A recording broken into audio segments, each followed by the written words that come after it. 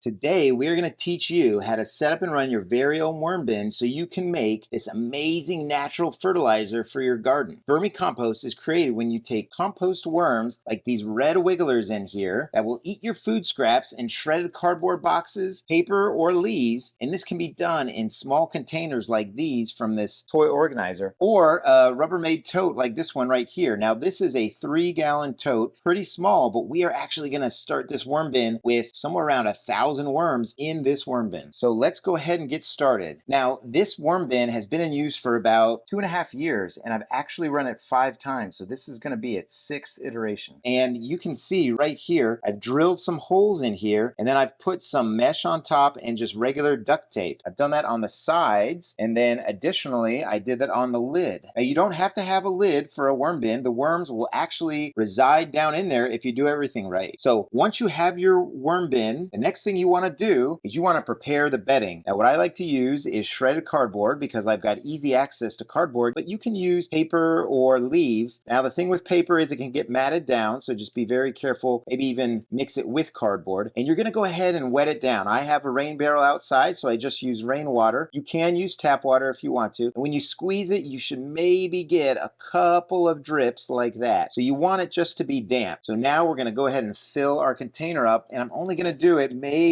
halfway. Let's see how that does for us. So I'm just going to spread it around, and this is where the worms are going to live. Now, this is bedding, but is also food for them. So you don't really have to worry too much about giving them too much food. So now that you've got your bin and you've got your bedding set up, now go ahead and order your worms, or go ahead and get your worms from your neighbor or wherever you're going to get them. Now, I like to use red wigglers. They perform in all kinds of temperature ranges, and they do real well down here in Florida for me. Now, this is going to be an indoor worm bin, and it's going to have no odors whatsoever. So now that you've got your worms ordered and they've come in, let's go ahead and make a little hole here for the food. And you're going to be really surprised about how much food we put in, because this is it right here for 1,000 worms. We've got one little piece of lettuce, we've got a little chunk of watermelon, and then we've got 5 strawberries. And the watermelon, the lettuce is fast food because they eat it pretty fast, and the strawberry fleshy red part is fast food, but the green leafy part is slow food. So one of the reasons I like to use strawberries is because you want to make sure that your worms are happy and that they're eating. So in about 5 to 6 days, we're going to come back in here and we're going to see if they ate the food. And that can be confusing because things turn dark and you're not sure if they ate it or not. But with the strawberries, you'll see the red part gone, but you'll be able to see the green leafy part, and you'll know your worms are happy and eating. So that tiny feeding right there is all we're going to do for our first feeding. We're not going to add any eggshells. We're not going to add any worm chow or anything special. We just want to get them used to their worm bin, and we want them to find out that there's food, and this is a good place to be. One of the things I'm going to do is I'm going to add just a little bit more cardboard on top. You can never have too much bedding here. They will eventually eat all this bedding and all the food that we're going to feed them over the next 4 or 5 months. So don't worry about putting too much bedding in. So these worms I have here were harvested from this bin, but your worms might come in the mail, and they may have some peat moss or cocoa coir on them, and they may be dried out. So what you want to do is just give them a little bit of water on top of them to kind of help them rehydrate, and you should get instructions with it. And then after you set up your worm bin and put just a little bit of food, you are ready to go. Now, if you have some vermicompost, you could put that in to help inoculate the bin, but the worms are going to come with some microbes on them, so don't worry too much about that. So let's go ahead and put these 1,000 worms into the worm bin. Lots of babies and adults in here. Yours will probably come with mostly adults, really fat worms. So let's go ahead and bury them up and let them get settled. And what we're going to do is we're going to give them just a little bit of a covering to block the light in the center. And all I use is a piece of newspaper. And then because we want that moisture to stay within the bin, I'm just putting a little piece of bubble wrap. You can use a little bit piece of plastic to put over the top. And you can see it can still breathe on the edges. So what we're going to do is leave the lid off and put them in a room for 48 to 72 hours with a light on so that they know to stay inside. Worms don't like light, so as they maybe pop their heads around the sides, they'll go right back in. So there we go. We've got our worm bin started. Now let's check on them in 6 to 7 days.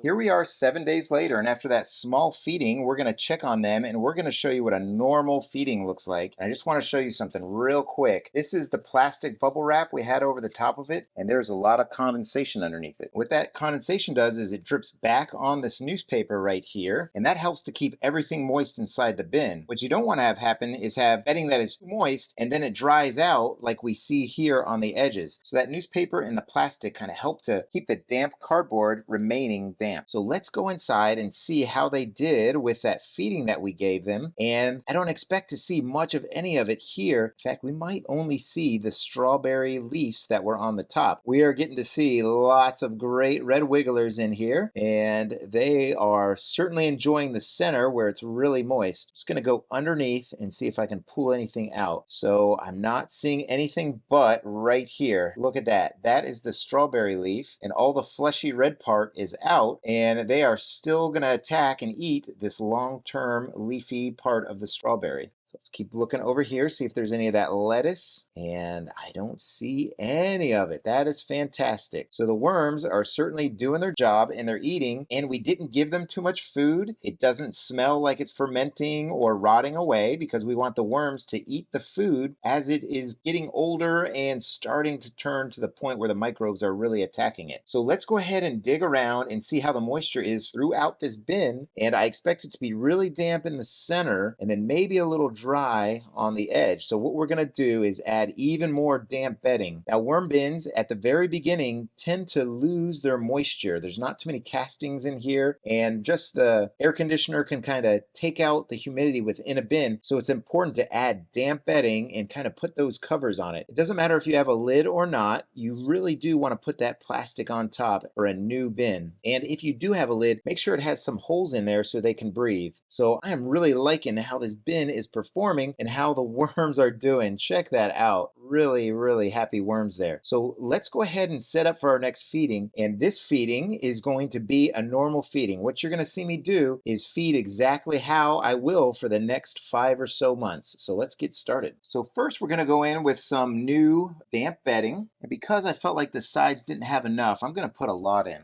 So there we go. That looks good. You can actually see the difference in color between this new bedding and that old bedding. So now we'll make our kind of trough right here in the middle and we'll add our food. So for 1,000 worms feeding every week to 10 days, this is a good amount of food. We've got a whole carrot right here. We've got a little piece of tomato, some banana, and this is a long-term food, and so is the carrot in a size like this. If this was shredded up, they would probably eat it a little bit quicker. And then we've got their favorites, strawberries, we've got some raspberries, and then we've got some broccoli stalk, which can be a long-term food. We've got lettuce, which is actually going to be gone probably within 4 days. It's mostly liquid. And then we've got another piece of broccoli stalk right here. So pretty good feeding for them, and this will serve them well over the next week or so. Now, something I like to add with all my normal feedings is what we call worm chow, and this is just some expired grains from my pantry that I grind up in my Magic Bullet blender, and then I just add in a very light coating on top of the food. Next, I like to dispose of my used coffee grounds and tea grounds in my worm bins because it's another food source for them, and it helps me prevent it from going to the landfill and adds nutrients to my garden. And then finally, because worms have gizzards to help make their food smaller, I add a little bit of eggshell grit, and once again, all these things are adding nutrients to my garden. That's eventually where all the castings I'm going to get from these worms are going to go. So there you go. There is a typical feeding for my worm bin that is going to occur for the next 4 or 5 months before I harvest this. Now, as you check in on your worms, go ahead and listen to them and see if they're eating it. If they're eating everything, then you can up the feeding just a little bit, but moderation is the key when it comes to worm bins, because what you don't want to have is have too much food in there, they can't consume it all, and then it starts to ferment or gets pockets of anaerobic activity or ammonia smells, which can be very harmful for worms. So let's fill in with a little bit more bedding on top. Really important to cover up the feeding because you don't want any kind of flies or that kind of thing coming in. Now, this is an indoor worm bin and it will never have any smells. That is one of the great things about a worm bin, is it is composting right in your house and no one even knows it. So if you have enjoyed this video and find it helpful, I have 3 other worm bins to include a worm tower and a large urban worm bag. So check out my channel and hit the subscribe button for more videos. I also have affiliate links in the description and pinned comment if you're interested to see what I use throughout my worm farming journey. So I hope you're having a great day.